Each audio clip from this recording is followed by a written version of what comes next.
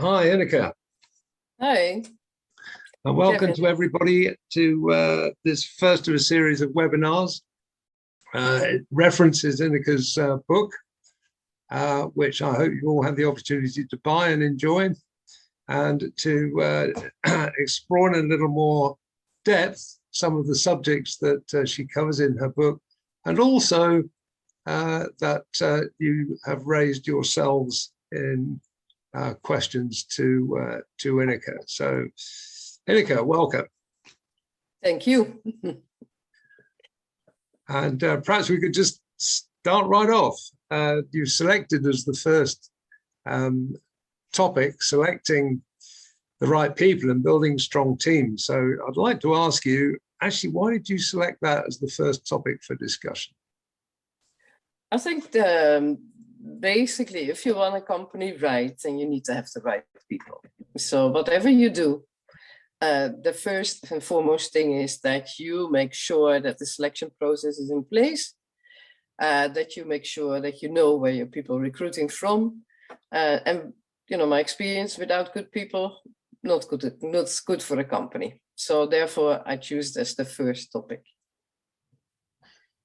Okay, well, let's delve into it a bit further. You have been involved in acquiring business opportunities and then running them in a wide variety of places. And perhaps you could expand a little bit more on what are your criteria for selecting people right at that early stage where time is not on your side? Well, I think the first and foremost thing you have to do, and that is probably together with your shareholders, is to make sure that you understand the organization that you want to put in place and for what reason and within what timeline and against what budget. So these things are very, very important to put in place first. Then you have an organization chart and you understand at what time certain positions have to be filled. And so you can make an organization chart, for example, which I've done in the past. You have hired someone, you put a blue box, you want to hire the next one in a month, it's a yellow box, and so on and so on. So if you do that properly and you have the timeline in place, then you are in the position to say, okay, what are the criteria now to select these people? And of course, it depends a bit on the character of the project or the company, what your selection criteria are. But if you have put your basics in place, you do understand what is needed. So the projects that we've run in the past, which are probably projects, first of all, to set up mobile operations and then to change and restructure them later on, it requires that you understand what is needed in the terms of how many people, at what point in time, and what are the traits. Of course, you need education, that's logic, and you need, of course, experience, especially at the beginning. You need a lot of experienced people. You don't have the time to start training everyone individually. So experience, but the most important thing, as these two might be a given or hopefully are a given, then it becomes a question of the traits. What are the characteristics of the people that you need? And if it is a very short timeline that you have to operate within, flexibility is number one. If it is a country where, you know, there's not too many experience, then people have to adapt to that situation and work probably much harder. Yeah, because there's simply not enough hands and heads to help out. So again, you need to look at the candidate then, and does this person have the experience, the education, flexibility, and is the person able and willing to adapt to that situation? If that is the case, and of course, you know, 90% is a good decision, and sometimes you have bad decisions, but 90% of the case you will get it right then. If you don't get it right, make sure that you lose the person, because that bad apple in the basket is not a good plan. Yeah, but I think that if you look at those things, that you have a good start for the project. Okay, we're focusing at the moment on selecting for a project, which we all understand that you have no time everything's got to be finished by yesterday. But at some point, you reach launch and you start moving into a growth period for it stops becoming a pure project. You're then moving into an operating company, part of the timeline. And what's your experience in terms of the, let me say, skill set or the characteristics of the people that you need in that second phase compared to people you require at the project phase? Yeah, I think, the first phase, as I said, flexibility and adaptation. But it doesn't stop at the launch, of course, certainly not if we talk about expats. Expats are coming in for a certain period of time because they're expensive. And then by their character, they move on to the next country or the next project. So that remains the same, this flexibility and adaptation. But what I would say, especially when you start hiring a lot of local people to basically build the young company, it's not a project anymore, then you have to have expats that have the willingness and the capability of handing over first of all, the experience that they have gathered during the setup of the project, but also the experience that they have from all of the projects that they worked in. They have to have the willingness, they have to do it, actually do it, take the people by the hand and train them on the job. If this expat is not willing to do that, well, personally, I put it in the bonus structure. So they only get the bonus if I see that they do it.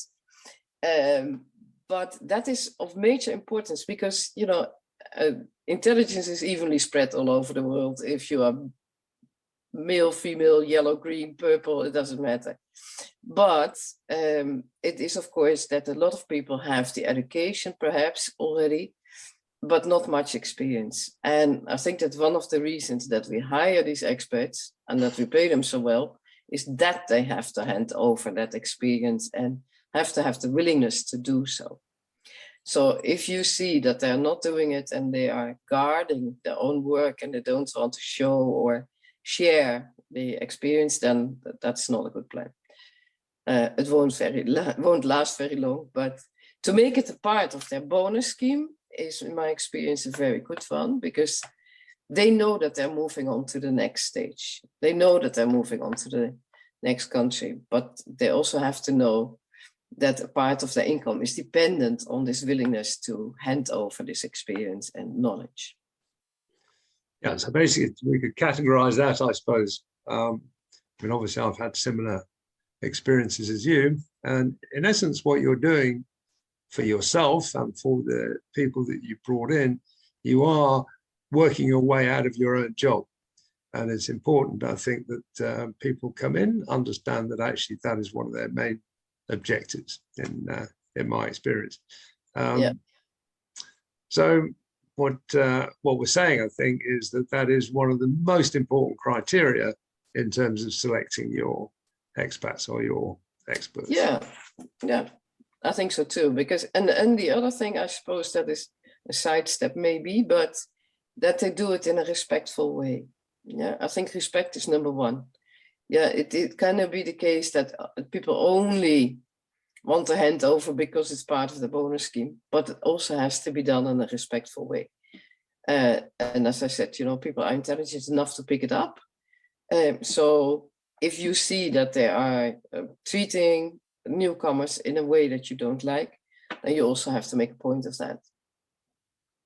So this sort of jumps onto slightly a bit of the, we hear a lot about the need for cultural sensitivity. What does that actually mean to you? Well, cultural, it is a very big topic. It's huge, it's huge.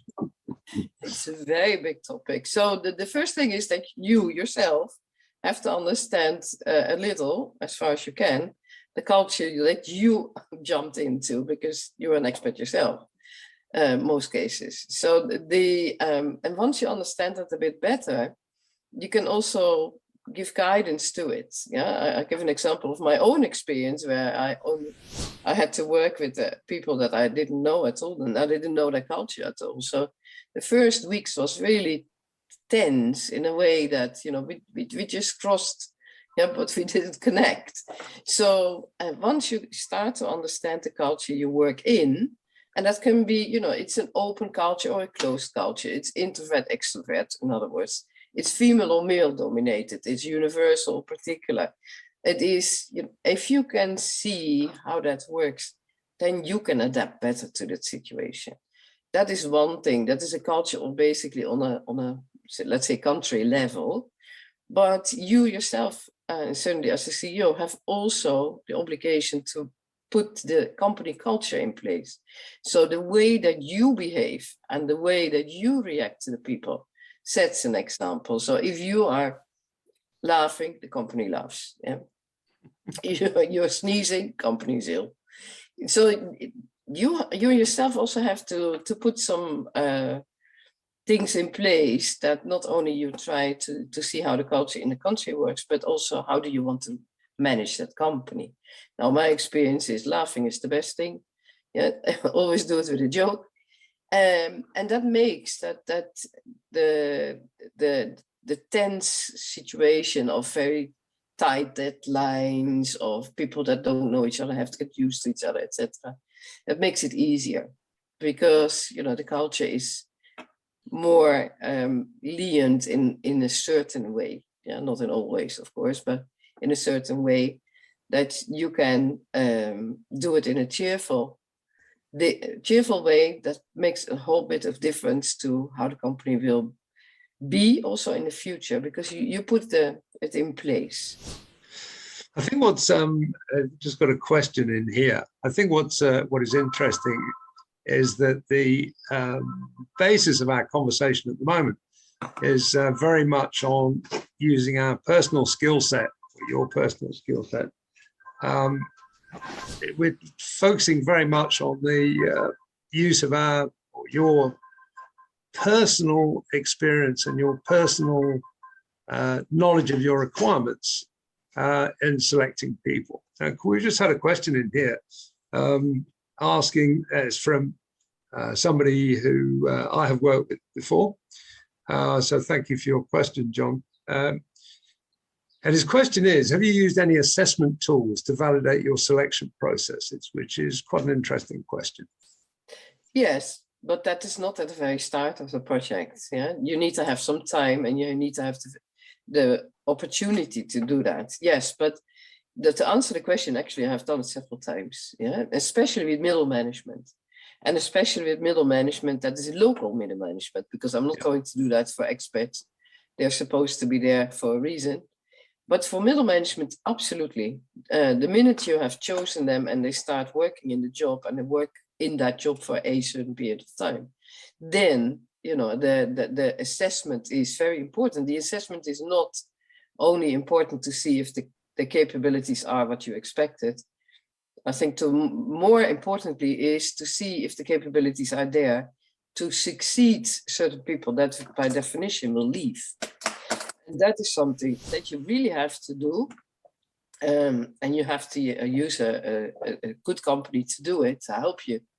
But do it in a positive way, because assessments are very often seen as, oh, they don't want me and I have to go through all this. And then at the end of the game, I'm fired and this and that. So that is a bad start. You have to do it with a very positive starting point. Use the assessment people and tools that you have available and make it something like a winning game. And then it works. So yes, you will find people that are not able to either stay in the job, or that's not so often, but that are not able to move on to the next position. That is more often. But what it also gives you is an assessment of what is needed to help them to improve on their capabilities and skills. So yes, I think it's a good tool. What we're sort of interleaving several pieces here. We're moving slightly away from the selection of expats, more into the selection of people, probably more from the local environment. And as you said, a lot of the people that you're going to recruit locally, they don't have the experience. They might have the education in some cases, they have the intelligence, but not necessarily the experience. So Yeah. part of your job as manager, chief executive, is to put that in place, and you then start to move from selection criteria into performance management, which, from my experience, they need to be very closely linked. Yeah, exactly. So yes, it takes a little time before you can start doing this, but it is definitely very good to do it. Yeah. It is.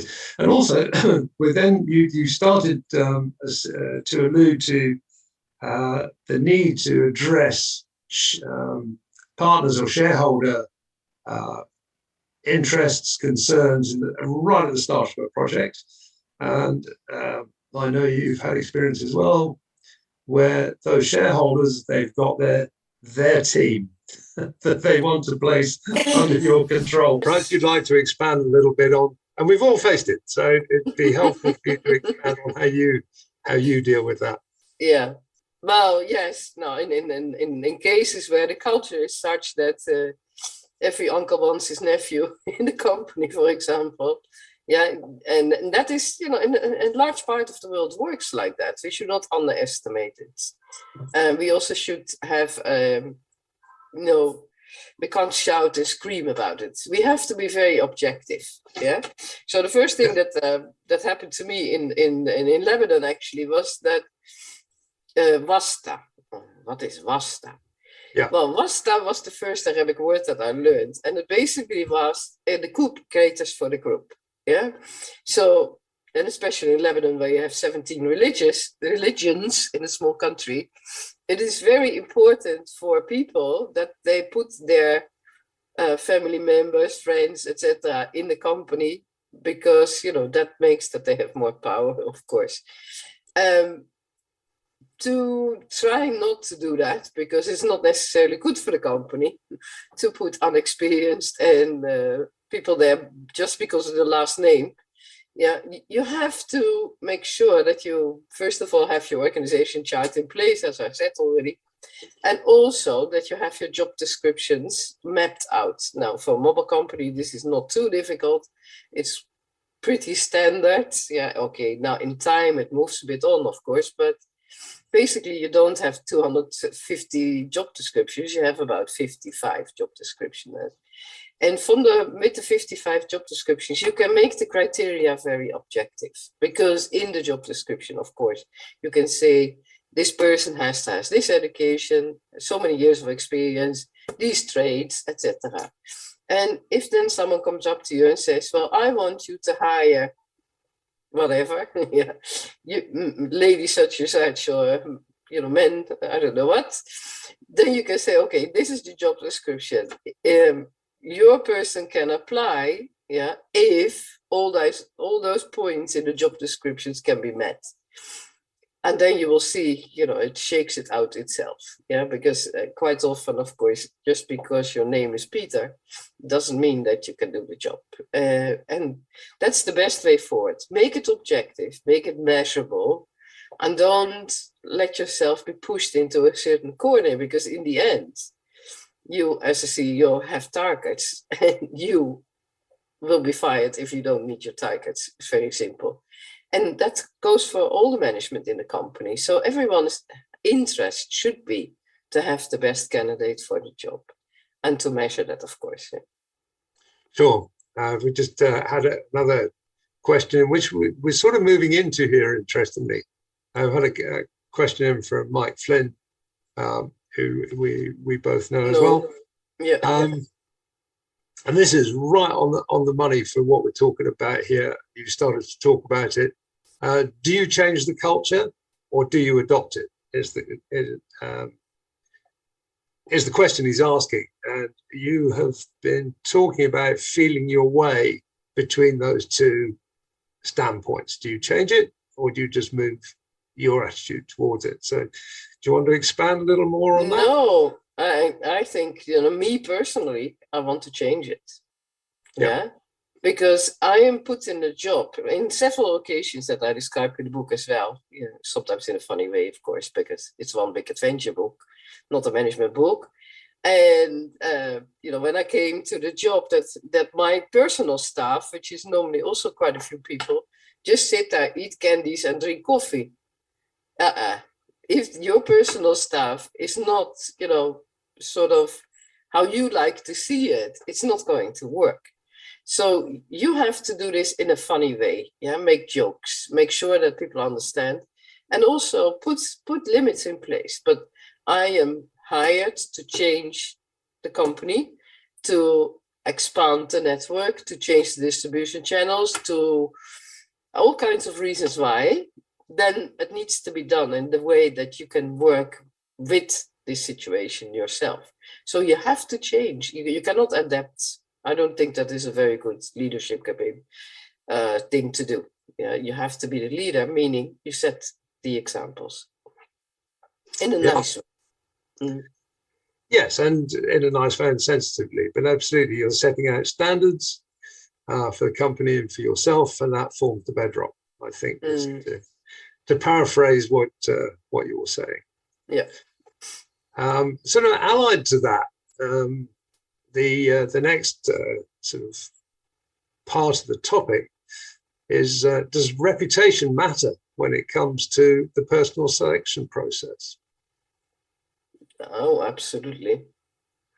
A reputation matters in a sense for the person in charge. Yeah, first and foremost, a reputation is a lot more expensive than money because the reputation can break and make the situation. Yeah, if your reputation is, it's always, the reputation lands on the job earlier than yourself. People will ask about you. They will say, "Oh, who's coming?" Da, da, da, da, da, da. So a good reputation, especially from my point of view, good reputation in the sense of how you work with the people is very important. And if you have problems with reputation, which I had, and is also in the book, yeah, because people can destroy for whatever reason, try to destroy your reputation, then it's a very difficult point to get it right again. So, and I think we now, I mean, you, me, and most of our colleagues have had to deal with that because it's not always easy to work in environments that have very illogical reasons to judge. Yeah. So, or have self-interest. But anyway, for your people, of course, it's not exactly the same because they can't make and break the whole company, whereas as a CEO you can. But it is, of course, much better if you have a reference system in place where you can check how is this person perceived. It's not only the reputation, it's also the characteristics. Yeah, if a person has a total different character to what I would like to see, then that can end up with a very difficult situation because you will get a rotten apple in your basket, as I said, and it can affect others, and that's not what you want. I'm not saying to use nepotism per se, but I'm saying be logical, and you have set out to get a certain company culture in place. That means that you have to behave and to be like your company culture, but you also have to cascade this down. So to go left where everyone's turning right is not exactly the way we want it. So you can't make it too strict. It's not a police state, yeah. But you can have a feeling of how it works, and I think that is very important. Yeah, reputation, I think, is quite difficult because there are certain chunks of it, as you know very well, that you have control over and you can influence. And there are other aspects over which you have no control at all. And you're at that, I was going to say you're at the whim of the free market. That's not quite what I meant. But you are at the whim of maybe not so desirable elements. Yeah, absolutely. Yeah. Which is not good. No. Okay, well, we're still talking about people, and you have worked in a number of developed and emerging markets. Excuse me. So there is a difference there, I'm assuming. Well, I know because I've been in the same position. There is a difference in the people you're looking for. And I think part of this conversation actually relates to the differences between ex-communist countries and countries that have been founded on broadly capitalistic principles. So perhaps you would like to just draw some observations about the differences of working in different markets. Yeah, I think, the difference between in at large, and not per se communist or not communist, but the difference, I think, between the Western world and the rest of the world is the starting point of thinking. So in the Western world, we start thinking from I, me. I'm the starting point of thinking. The rest of the world starts with we, the group, like the Vasta I was just explaining. So if you appreciate that, you can also have a look at, okay, what is the implication of that? Yeah, that's not only in vis-a-vis the hiring of personnel that every uncle wants his nephew, but or a grandma wants her granddaughter, but it's also in the sense of what is it that this culture wants to achieve? Now, my experience in emerging markets, especially, and as you said, especially also in ex-communist countries where I worked a lot, more than 10 years, is that the aim of the game is quite different because they are developing. So the ambition of the people that work for you are, very high ambitious, very often. They had the opportunity and chance to have a good background, a good studies. The parents paid a lot for that on the whole. And now they are very ambitious to make this work. So that is the part that I really like in the developing or emerging markets. Vis-a-vis the Western world, where, I is the starting point, not only it's the starting point, it also means that the person is more looking at what is good for that person. Yeah. So very often the person will say, oh yeah, I have a 9-to-5 job. Well, in an emerging market, you will hardly ever hear that at all. Yeah, they have 1, 2, 3, 4, 5 jobs on the go because they have a very high ambition to develop themselves, their family, their country. So I think that from that point of view, I like to work in emerging markets. If you look at, the difference in, let's say, communist and not communist, that is a different story altogether again, because in communism, of course, there was the dictatorship of the majority, which means that, everyone had to fit in and didn't really appreciate probably, the freedom that the West had because they were not brought up with that. If you see it now, I work, as I said, for a very long time in all kinds of ex-communist countries. Then again, it's the youngsters that have a more common sense approach, more outgoing, are not repressed, of course, and have a very high ambition to achieve what they have in their own little booklet, and that works very well. So I think in not communist countries, it's more about, what background do you have, in which, now it's maybe the wrong word, but tribe, for example, you come from, and what is the aim of that, the environment that you live in. It's different, because it's not so much the repressed background, but it is more like, what is the peer expectation? Yeah, I think it's also quite interesting that as part of the or one of the hurdles that you have to overcome is that by bringing into being a market-based organization, it's out fighting for customers or attracting customers, and you are upsetting not the market, because that doesn't exist in the same way, but you're upsetting existing structures that have their own power and importance in the environment. And that's I find quite interesting. It's from the intellectual point of view, a lot of the people that you are resistant to change understand that it needs to happen. and they welcome you with one hand and they reject you with the other. It's an interesting, what's the word? Path. Dynamic. Yeah. Interesting dynamic, absolutely. Yes. But we need to recognize it. And Yeah. I think and you have alluded to this quite frequently, and it's all about education, learning, grasping opportunities, and one of the things I know you're very proud of is the learning opportunities, and that you've encapsulated that with a statement of chance in life, never start too young, which is all, it's not the end of the HR process, but it's a hugely important part, and it's the beginning for many people.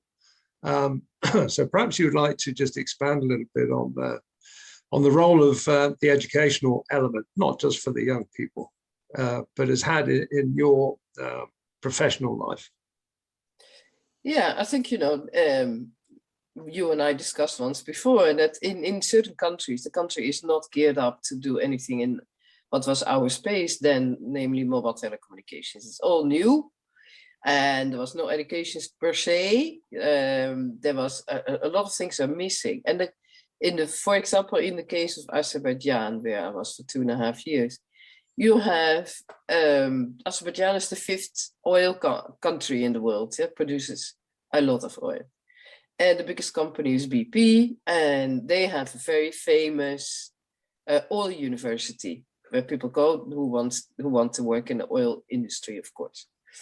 But when I came there was no education, or hardly any education at all in the area of telecommunications. Nothing.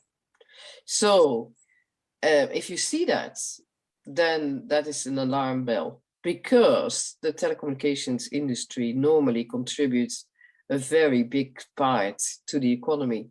And in Azerbaijan's case, it was well over $1 billion a year. Yeah, so if you look at that, then you have to see, how can we match this? Do I have ways of doing that? Yes, of course. Yeah, the HR function must have a training function, but that assumes that the people are already in the company. So how can I do it outside the company itself? And how can I do it starting with people who are younger? So we had projects whereby even teenagers with an NGO, which is a very old NGO, Junior Achievement, the kids came to the company and worked with the heads of department, and even wrote the first mobile handbook for teenagers. And if you do that sort of projects, first of all, it's a win-win-win situation for everyone. And the kids are getting very excited about the opportunity, and they will want to choose a direction in their studies that lines up with this project, because they were dancing. They really wanted to be part of this. The heads of departments have immediately a feeling of, okay, this is a way of getting youngsters into the company later on, because if we, in one way or another, keep track of them, even in the coming years, and help them, for example, with a month in the summer work in the company, or help out, even if it's small things, you bind them. And if you do that for enough people, and you do it each year, you create a base of youngsters who are interested. Now, that is interesting for the company, but it's also interesting for the youngsters themselves and their families, because telecommunications offers very good packages on the whole. So you contribute to their future starting young. And even if they're already a bit older, you can do it with other projects. I think the other thing that we did a lot, and you saw the picture just now with the small children, is to work with lots of NGOs to make sure that you help children in need. And whilst you're doing that, again, the spin-off of that is very big. Not necessarily for the children that they can work in the telecommunication company later on, or in any company, because they might be handicapped, or they might be, impaired in one way or another. But it immediately spreads, like you throw a little stone in a lake, and you see all the circles. So, and it gives you do the projects for the children, so it gives them a chance in life. But it also spins off at the family, the friends, and everyone else who sees that you are really trying to contribute and involve. And I think that, you know, there is several ways of doing this, as I said. If you have the company and it doesn't have a training facility per se, then that is another thing. Yeah, that is for your employees, of course, but that is another way of keeping personnel, because if you do it in a smart way, you will have the employees who are very enthusiastic about the company, and that will also attract other people again. So you have to work on very different levels.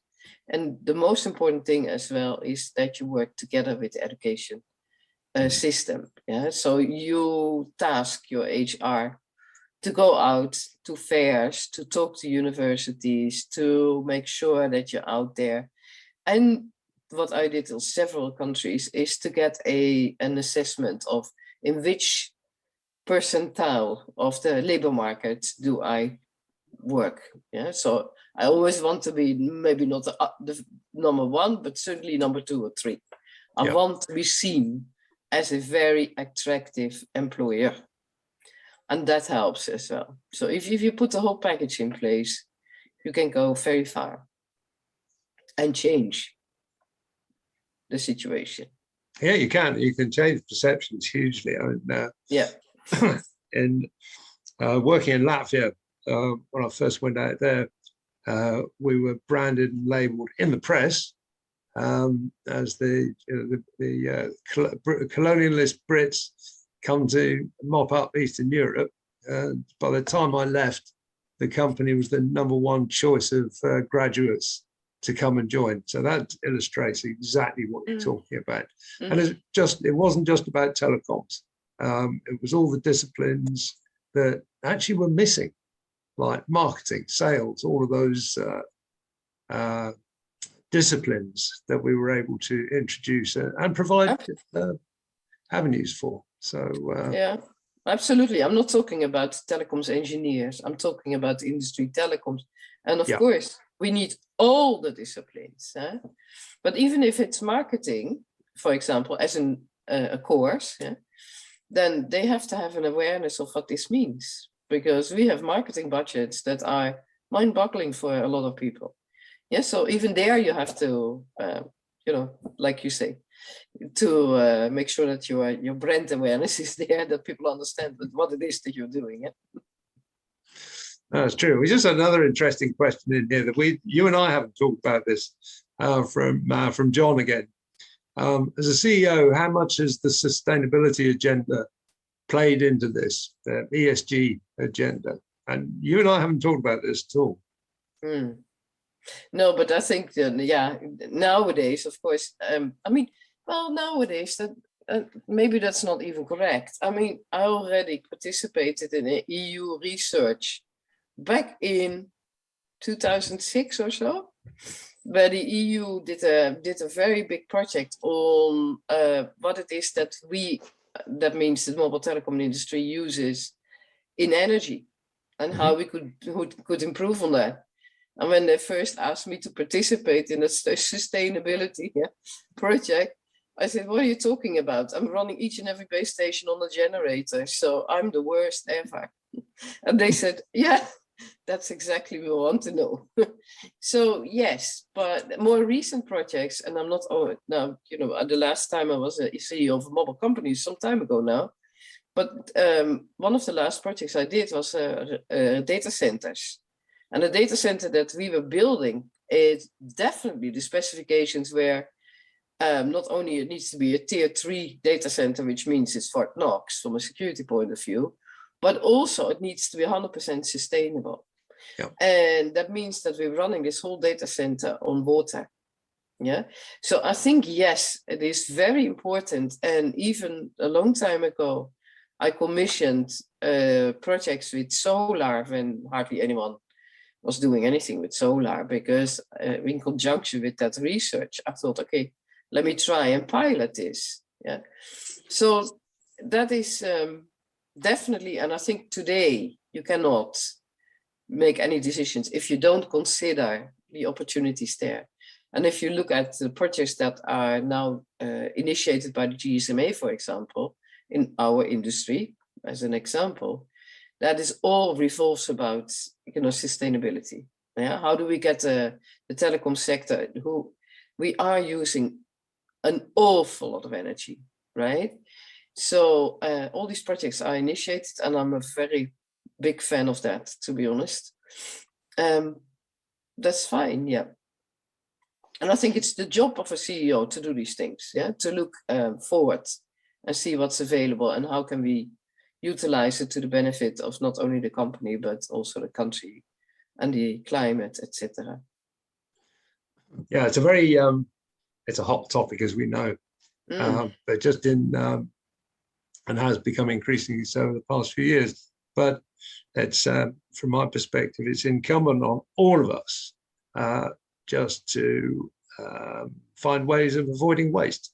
I mean, some of the sustainability programs are way beyond avoiding waste. They're actually proactively driving waste out of the system, which is the next stage up, I suppose.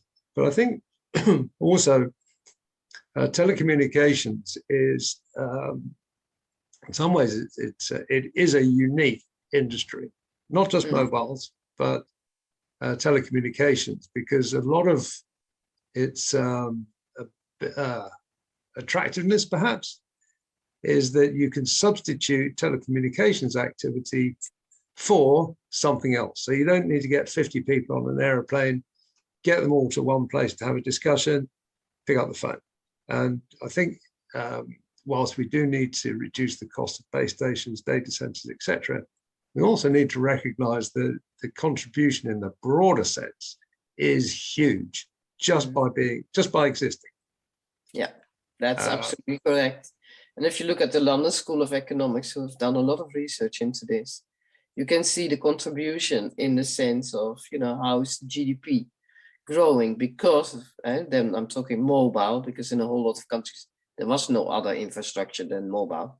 Yeah. But exactly that. And I think, it has facilitated lives in so many ways that you can't even think of listing, because it's the phone is the mirror of your life. Basically, you can have anything in your phone. And it has also made sure that, the people can be more independent, which is, in a communist system, I remember we made a business plan for Hungary. And the business plan was, we will have 30,000 subscribers by the end of the year. Okay, we just launched I think it was less than 2 weeks, and people were buying mobile phones. There was like, our stock was sold out on one Saturday, 10,000. Yeah. That means, that it is not only the fact that people get it was a more independency in a political way, because now this phone was theirs, and they could do whatever they wanted, and they were not hooked up to anyone else, because it was their freedom. That it gave them tremendous freedom. And I think that is not to be underestimated, that the consequences of the results of what we have done, they resonate every single day everywhere. That's true. I can remember when we launched service in Pakistan, which we did without a billing system, without anything. It was so long ago. I can remember thinking, this is going to be the biggest tool for democracy or anarchy. And that was back in, well, it's a long time ago now, but looking back for 30 years, I think, well, I got both right, actually. Huge improvement in democracy and in anarchy. And it's a freedom. They're both freedoms. So it's a fabulous industry. I've got a question here from Valbona, which we're sort of skirting around the, we've attacked this head on pretty much in some ways. Well, Valbona's asking, how do you select the right people in developing countries where politics dominates over professionalism? And you've already mentioned this a couple of times. Do you want to expand on that a little bit more? Yeah, I think, that's exactly what I said, I think, before. But I will elaborate a bit more. The first thing is you get your organization chart in place. And you know what you're after, even in an existing organization, because in an existing, you are hired to change that organization or to restructure, expand that organization. So this organization chart is maybe a piece of paper, but it's very lively. Yeah, if you do it well, it lives. That means that you do your boxes in the different colors and you know exactly what's required for those boxes. And also put all the job descriptions against these boxes. So that is very, very important. And to do that takes time, sometimes, quite a bit of time.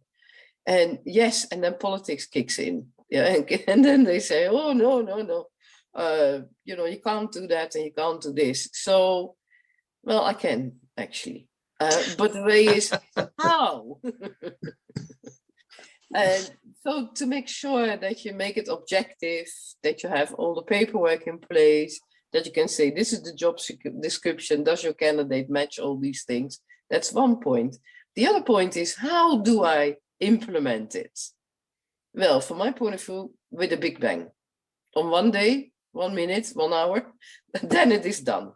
Yeah. And the way to do it as well is that I have done this in a country where people didn't like that at all, because there were like 250 jobs. And I wanted to change it in the 55 that I like. So I did it with a big bang. I gave everyone an English job title, right? So they couldn't compare apples and apples anymore, because they had a new job title. They didn't know. It takes time to understand these job titles in detail.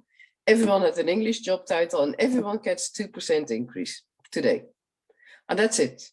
So, and once that is done, it eases the situation a lot, because, the structure is there. Everyone is aware of the new job description, aware of the new job title, aware of what's expected, which is the most important thing, of course.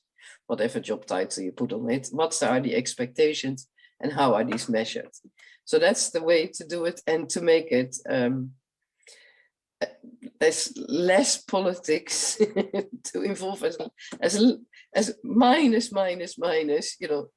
try not to entertain any political discussions. It is not helpful.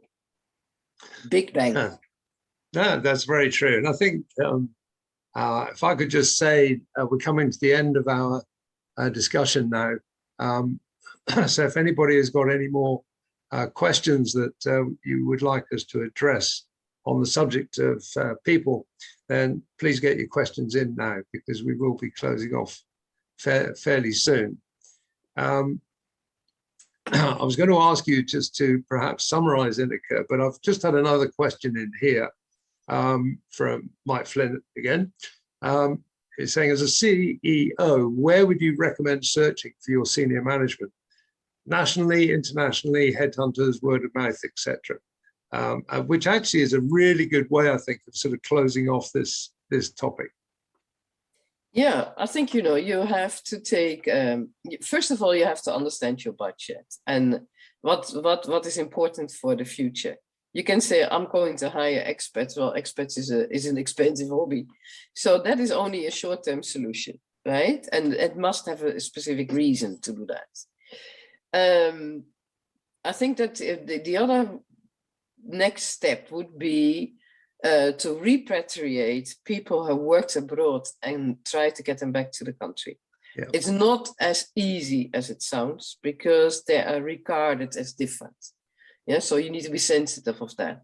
And then, of course, the most, the best thing to do is to try and find people, young people, with a very good education, because as long as you have someone to guide them, and as long as you have a training center, and as long as you are willing to put the effort in, you can train them easily.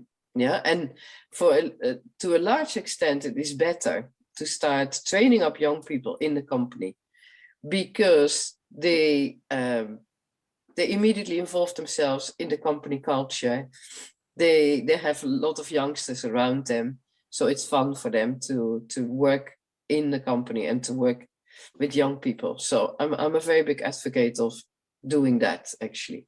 But of course, if it's very important and you need someone with a lot of experience for a certain period of time, then you have to go out and find a expat. And the way you do that is word of mouth, headhunters, some not too often.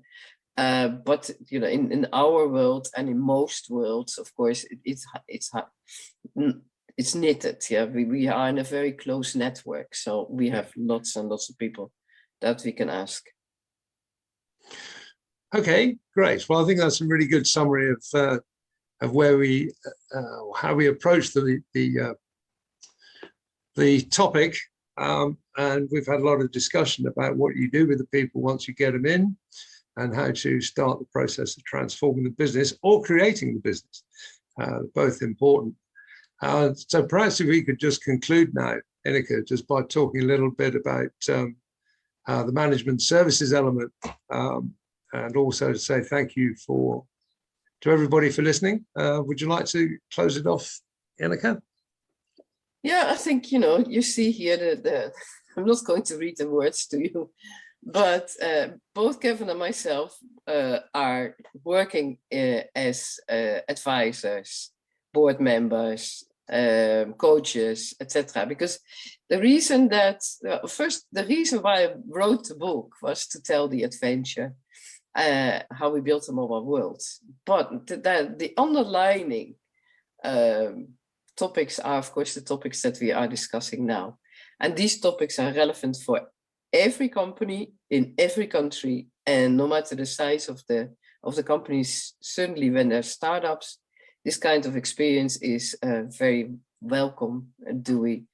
If we help youngsters out, and not only youngsters, but companies out in contributing, then we are very happy to do that. And so Kevin and I have worked together for quite a long time. We know each other for a much longer time.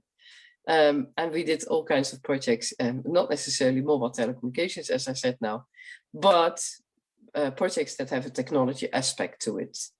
And if anyone has a need for that, then you can find more details on the website. Have I captured that well, Kevin? Brilliant. Brilliant. I'd work for you. Thank you. Okay, well, that concludes the first of our webinars. Ineke will be addressing further topics drawn from her book. So I hope everybody enjoyed listening to her today, and also enjoyed the topic and found something useful out of it. So please join us next week. Next month. Next month? Yeah. Okay. We're sleeping on the job, Ineke. Okay, next month. Next month, yeah. All right. Okay. Thank you, everyone.